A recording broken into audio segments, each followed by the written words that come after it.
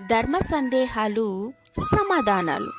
విష్ణు సహస్రనామంలో శర్వః, శంభుః, ఈశ్వరః, స్థాను, రుద్ర మొదలైన శివనామాలు కూడా కనిపిస్తాయి. ఎందువల్ల?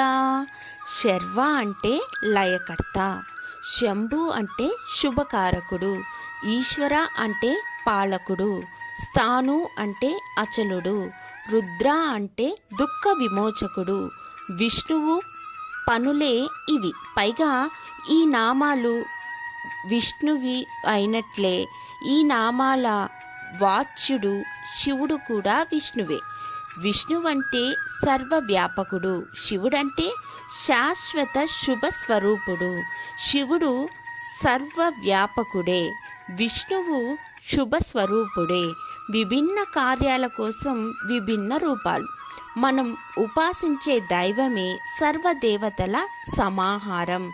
ఈ కారణం చేతనే శివ సహస్రంలో విష్ణునామాలు కనబడతాయి.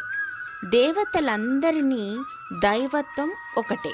ఆ దైవత్యాన్ని మన అభీష్ట దైవంతో దర్శించాలి. అందుకే హరి అవతారములే అఖిల దేవతలు అన్నారు అన్నమయ్య. దేవతా భేదం పాపకారకం. ఆ భేద దృష్టి పోవడానికి ఈ సహస్రనామాలు ఇలా ఉపదేశించబడ్డాయి. అన్ని నామాల తాత్పర్యం ఒకటే, అది పరమాత్మ.